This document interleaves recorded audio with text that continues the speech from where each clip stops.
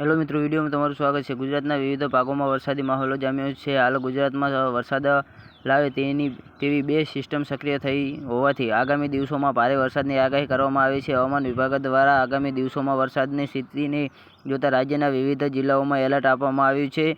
જી હા મિત્રો, તો આગામી દિવસોમાં ગુજરાતના બનાસકાંઠા, સુરત, તાપી અને નર્મદા જિલ્લામાં અત્યંત ભારે વરસાદ પડી શકે છે, જેને લઈને હવામાન વિભાગ દ્વારા આ 4 જિલ્લામાં રેડ એલર્ટ આપવામાં આવ્યું છે। આ સિવાય પાટણ, મહેસાણા, સાબરકાંઠા, સુરેન્દ્રનગર, બોટાદ, અમરેલી, ભાવનગર, પંચમહાલ, વડોદરા, ભરૂચ, છોટાઉદેપુર, વલસાડ, નવસારી જિલ્લામાં ઓરેન્જ એલર્ટ આપવામાં આવ્યું છે।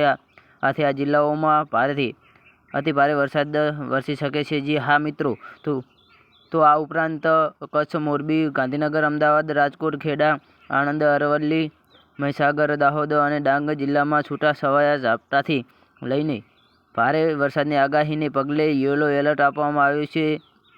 આ સાથે જ આગામી 5 દિવસ સુધી 45 કિમીની ઝડપે પવન ફૂંકાઈ શકે, જેથી માછીમારોને દરિયા ખેડવાની ના પાડવામાં આવી છે। વરસાદી આંકડાની વાત કરીએ તો અત્યાર સુધીમાં રાજ્યમાં સરેરાશ 20% વરસાદ વરસ્યો છે, જે પૈકી સૌથી વધુ સૌરાષ્ટ્રમાં 29% વરસાદમાં, કચ્છમાં 25% અને દક્ષિણ ગુજરાતમાં 12% જેટલો વરસાદ વરસ્યો છે। છેલ્લા કેટલાક દિવસથી દક્ષિણ ગુજરાતમાં, ઉત્તર ગુજરાત અને સૌરાષ્ટ્ર ગુજરાતમાં ધોધમાર વરસાદના કારણે અનેક ઠેકાણે જનજીવન ખોરવાયું છે।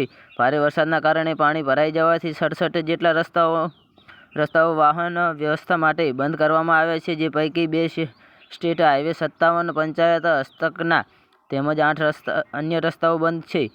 આજે વહેલી સવારે 6 થી રાતના 8 વાગ્યા સુધીમાં રાજ્યના 113 તાલુકામાં વરસાદ નોંધાયો છે, જે પૈકી 17 જેટલા તાલુકામાં 1 ઇંચથી વધુ અને 5 તાલુકામાં 2 ઇંચ કરતાં વધુ વરસાદ ખાબક્યો છે। વહેલી સવારે 6 થી 10 વાગ્યા સુધીના 4 કલાકમાં જોરદાર વરસાદ વરસ્યો છે। બનાસકાંઠા જિલ્લાના દાંતામાં 8 ઇંચ જેટલો વરસાદ ખાબક્યો હતો, જેના પગલે અનેક ખેતરો બેટરમાં ફેરવાઈ જવા ખેડૂતોને નુકસાન ભોગવવાનો વારો આવ્યો છે। ભારે વરસાદથી દાંતાની રેફરલ હોસ્પિટલમાં પાણી ઘૂસી જતા તબીબો, દર્દીઓ અને દર્દીઓના સ્વજનોને ભારે હાલાકીનો સામનો કરવો પડી રહ્યો છે। આ સિવાય નર્મદા જિલ્લાના તિલકવાડામાં 2.5 ઇંચ, બનાસકાંઠાના વડગામમાં 2.5 ઇંચ, પાલનપુરના 1.25 ઇંચ, તાપીના કુકરમુડામાં 1.25 ઇંચ, સુરતના ઉપરવાડામાં 1.5 ઇંચ, નર્મદાના નરોડામાં 1.5 ઇંચ, ભરૂચના ઝઘડિયામાં 1.25 ઇંચ, પંચમહાલમાં હાલોલમાં 1.25 ઇંચ, મહેસાણાના